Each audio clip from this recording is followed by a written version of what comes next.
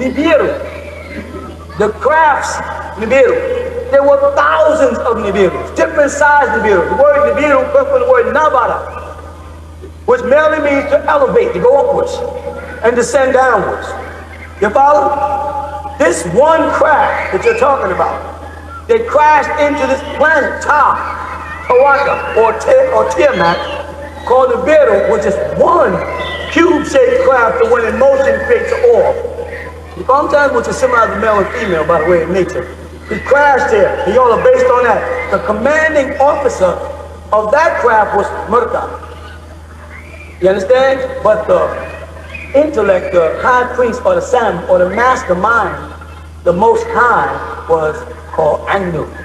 Anu had two sons who were in conflict with each other. And he knew that this was a very dangerous expedition, so he said, I'm taking the son of the disagreeable one, who has become agreeable, and make him the commander so he can make proper decisions. Enlil would have been too passive, and Enki would have been too aggressive.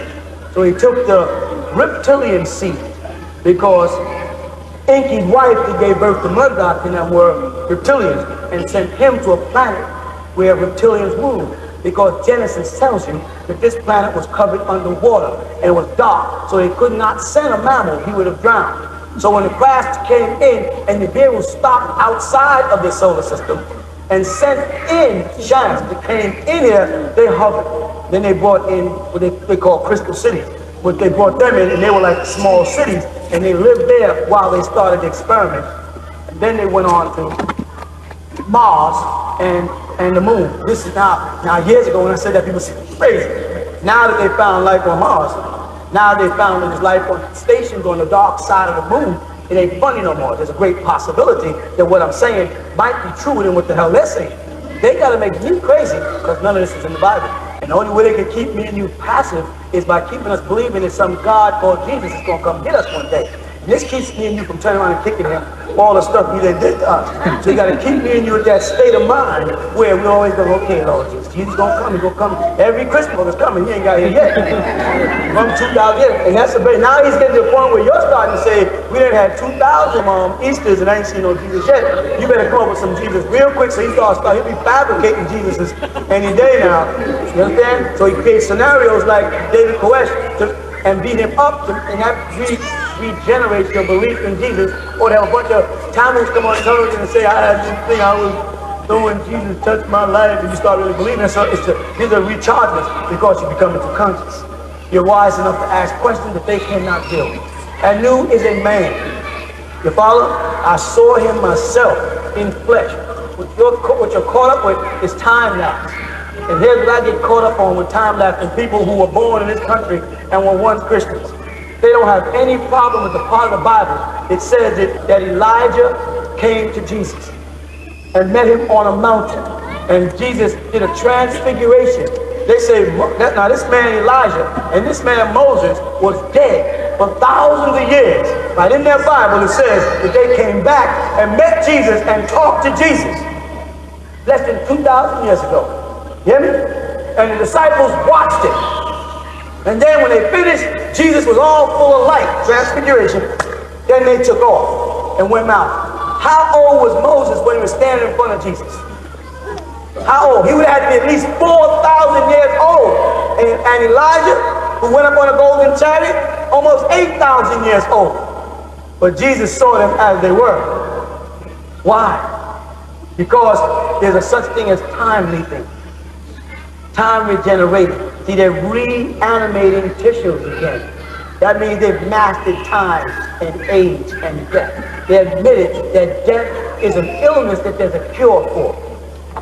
They already admitted that people die of a cardiac arrest and they can cure it. Because now they have, if you take an aspirin a day, you prolong your life. It's a known fact. If you take a bare aspirin every night, right, you won't have to worry about a heart attack, even if it's in your family. That's simple. How did it come out? What's an aspirin? Mold. What's mold? The original source of life.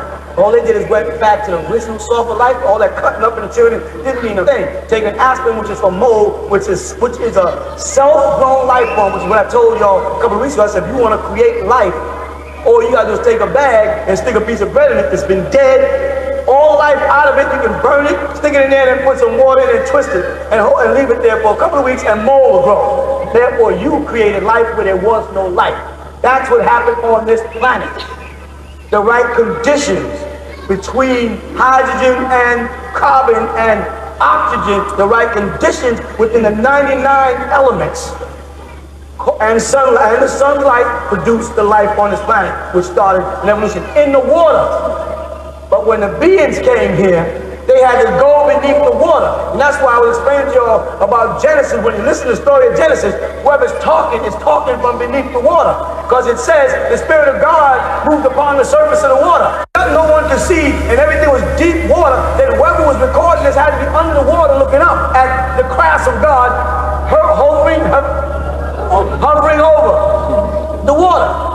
Now, in order for these beings to be writing, recording, and being underwater, they had to be either in a marine craft, some type of craft that can go underwater and create a sphere for living, or they were reptilians.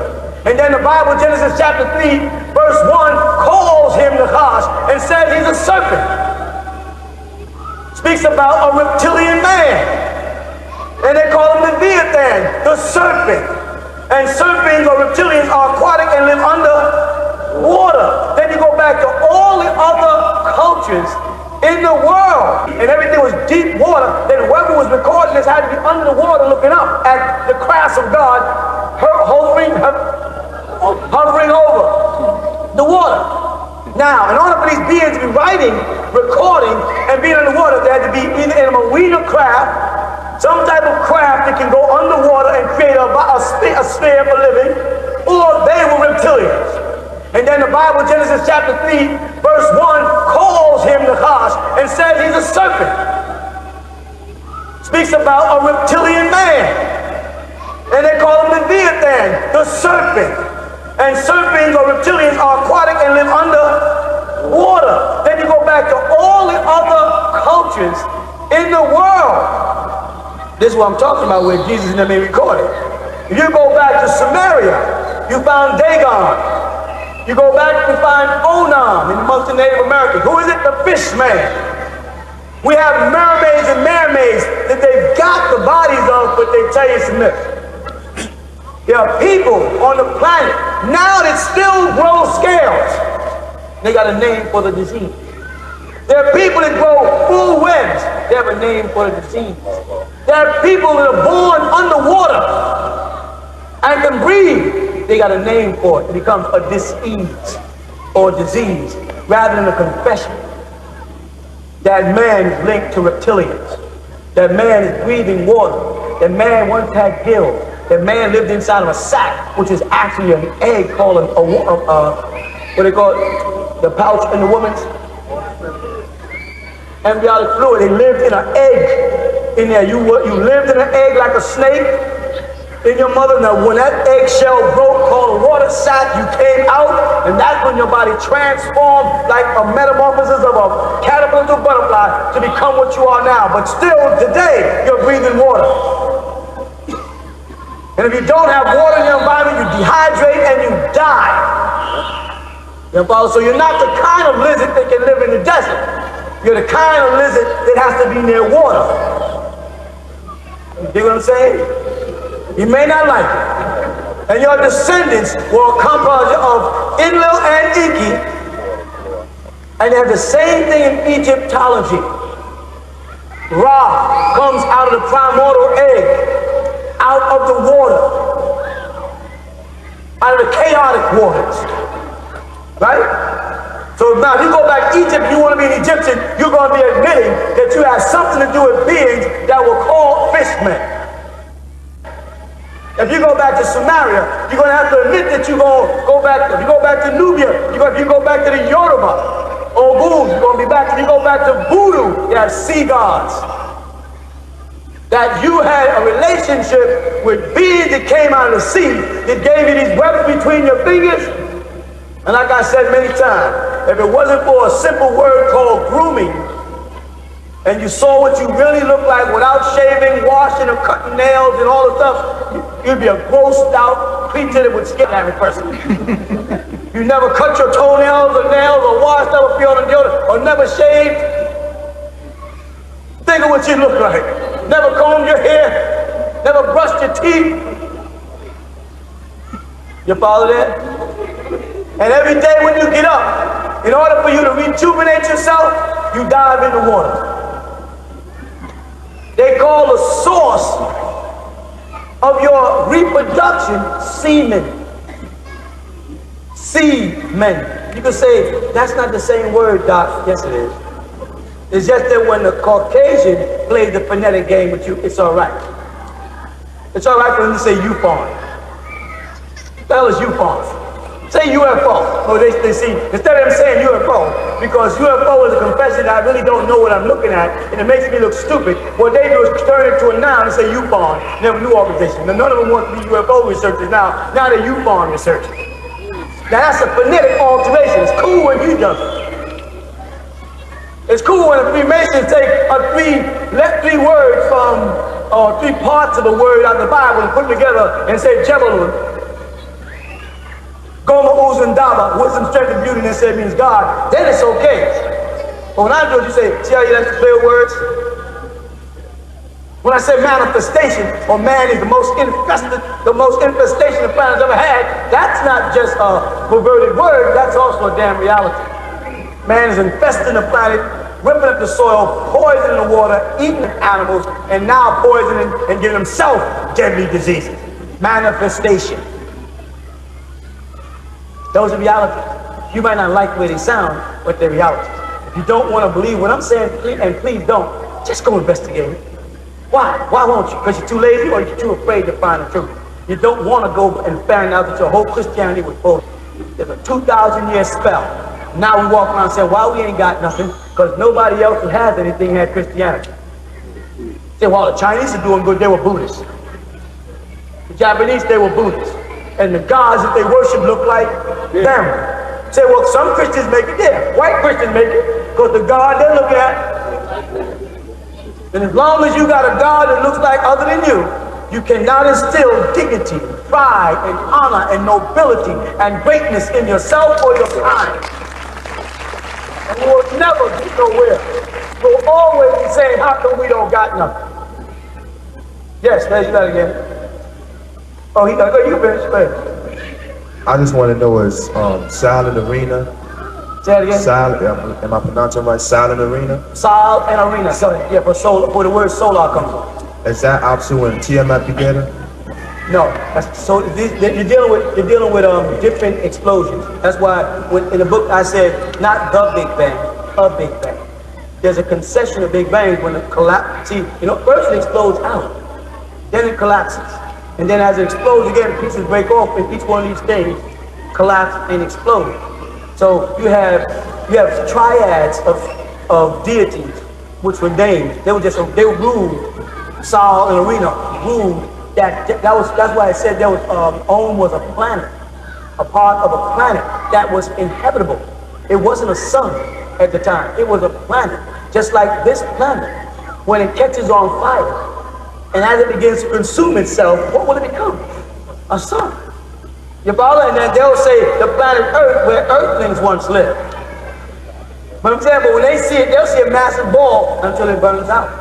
Well, the time it takes to burn out is making this big decision. Because when you look up at our sun, we're looking at it as being around for a long time. But when you base it on the fact that there are other suns 1,000 times bigger than it, this is a very short time y'all got to be here. And it is burning out. And it will eventually be gone. They say in 1,000,000 years, so that don't mean much to you as an individual. But if the world did exist for 1,000,000 years, people would wait at that 1,000,000th year, the sun goes boom, they'd be like, oh.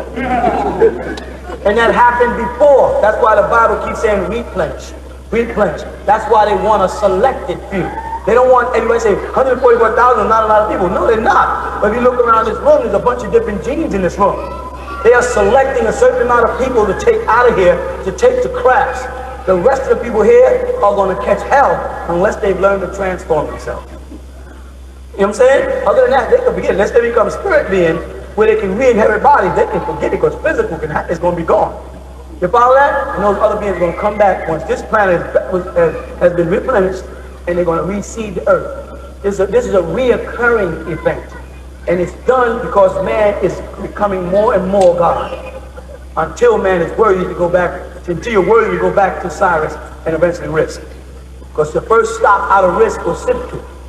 And that was still in the 19th galaxy, which is Sirius star, and connects into this one called Sahu or Set. Sahu is Orion, sorry. Called Set in Egyptian. It was still twisted in this one. Then they left there.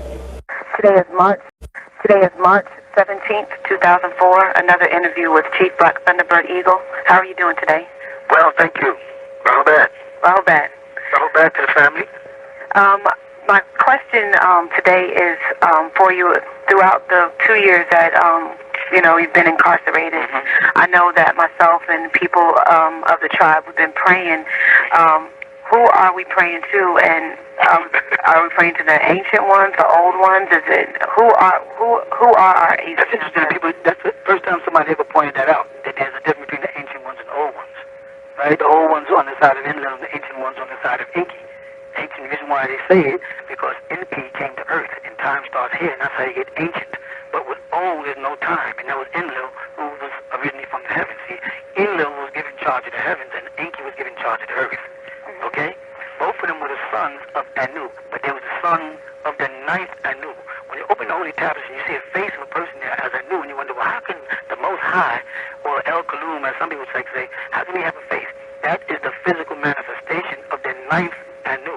You have to go back 9 other Anus before you get back to one that's not physical, which is going to be in the last revision of the Holy Tablets. People just didn't wait to hear what's going on. Okay? So now Enki was sent here. He's the one they would be calling Yahweh in the Bible when they say in Genesis chapter 2, and the spirit of, they say the spirit of God, or the ruach of the, of God moved upon the surface or hovered above the surface of the waters. That was Enki and them coming here, and then other groups came. So they had different groups that came to this planet, right, to germinate this planet. Enki, all of them are Anunnaki. Now you have the Netiru, the Elohim, the Orisha. You have all these different names, and they're all applying to the same thing. Netiru or Netirat is nothing but another way of saying the Anunnaki. The Anunnaki, as you can tell, is not really a name. It's describing an event, right? Elohim or Elohim is not really a name. It's describing a position. You know what I'm saying? Yes. And Netir from Netiru is also describing an act, like in the righteous. Okay? So what people are doing is getting this all mixed up, and they use the word El Kalum. El Kalum is an Arabic word meaning the all. And it doesn't have to apply to divinity. It can mean all the people in the room. All Kul is used like all the people in the room also. Right. Okay? Kulluhum, all of them. It doesn't mean, it's not so much the word, it's not so much the name, it's the source behind all of it. Now in Islam they say Allah, right? But then in the Quran you have Alihat, which is plural, and Alihim, which is dual. Most Muslims won't recognize that the name Allah itself can be plural or dual, because they're now looking at the name instead of the force or the energy or the life or the essence behind all that. So people are directed, and some people say Jesus is Tammuz, Jesus is Horus, Jesus is Maitreya, Jesus is Krishna. That's just a name of an event that took place in ancient Egypt that has remanifested itself over and over again and moved around the world from culture to culture to people to people. Right. Well, the only ones holding on to the facts and the secrets are the real original Esbanai, which is the original Masonic lodges, not even the ones today that are surfaced in the day from the 17th century or from letters and poems, etc. that came about to the Euros who got influenced by the original Egyptians. You follow? So it's in me. If you talk to me, who am I talking to? Right. I'm talking to the Anunnaki. If with me, I'm talking with Enki. Right. Marduk. You know what I'm saying? I'm dealing with Enki because I know who Enki is, and I know who Enki's family is, I know who ENLIL is, and I know who Anu is. And I know when the Holy Tablets was coming, I know who was there and who was talking to. Right. I knew that behind the face of Anu, there was a force that goes back further than that, 9 dimensions. But everything was not for the mortal ear at the time. Right. That's why in Christianity they use the word faith. Or in Islam they use the word mu'min or iman, faith. But when it comes down to Nuwapians, you say, listen, Nuwapians, let me teach you about Anu and Enki. They want me to make God manifest for us so we will believe. That sounds very familiar, right? Yeah. They want everything. They don't want to put any trust in their leaders or their teachers. They want me to put everything on. Had I gave them everything the way it was coming to me, the devil would have long time, the reptilian shapeshifters would have long time saw where I was going and nipped it off. I had to put out sporadically. I had to jump from place to place. I had to jump from name to name. I had to jump from religion. And in each one, and each time I gave you a little something more. Right. About the whole big picture, which we now come down and put. Now you're going to start seeing the whole picture come together as one thing, and you're going to see everything from day one, from the time the seventh seal was opened in 1970, all the way up to now, to the year 2000, when you see the alignment took place. You had the planet shifting, you had the double eclipses, you had all the prophecies come true between 2000 and the year 2000 to 4. Or 2003, in fact, when you had meteorites going by, you had Hellbach, you had all of these things, not coincidental. These were all part of signs and symbols, or for those who know to log what day and time we're in. Many people don't want to believe it. They want to hold on to it. They don't want to deal with the facts. Fine by me. I mean, I know what I am. I know who I am, and I know that my miracles in my works, not in my mouth and not in my hands. Right. My miracles is in the books that I write, in the messages coming across to you, all the truth that you're getting. Right. Okay? Okay, so in saying that, how do we know that our prayers are being answered if people Your prayers are being answered now, because you can see how the ancient ones and the old ones are manifesting their mistakes. They're having fun with them, making them put their foot in their mouth. Just by the judge trying to lock down a transcript, he's going to tell the whole world he's hiding something. Just by the fact that he locked down the court without justification, he wants people to see it. It's going to show people that he's hiding something. The fact that there was no DNA showing he had something. The fact that they had no real evidence, no pictures, no videotapes, and all the stuff they posted is showing that they're hiding something. So how long can they play this game? So the ancient ones are building us up. Just like when Jesus said about Lazarus, his sister said, well, Lazarus is dead. He said, no, he's not sick until death. He's sick until the glory of God, as he put it, and the glory of the Son. That's how he made it clear. Well, the same thing is happening in a very similar sense. What's happening is they're making this big thing up, and it's going to be so dynamic and so great, right, that when it gets blown up, it's going to have, now the whole world is moving on. What is Nuwapians? What does that name Nuwapian mean? Who's that guy, Amanubi Akatar? Who is that Malachi? Why all these names? Why was it Muslims? Are they Christians? Are they Jews? Are they Masons? Are they Egyptians? Are they Indians? Are they Sumerians? What are they? Are they pagans? You know, but what you know the main thing is? What is that? What are they? Who are they? Why are they? When are they? Next comes out, where are they? Right. Right here. Here we are. We've been looking for all the time. We have the answer. We are the answer to your problems. Now, with everything that's gone on and things that's transpired, could this whole thing have been prevented, or is this some sort of divine prophecy or divine? All this is part of it. They said this whole. I'm beginning to realize now it's all been set up like this. This was their way to make everybody worldwide know who we are, so that everybody will get the truth and nothing but the truth. That's all it is.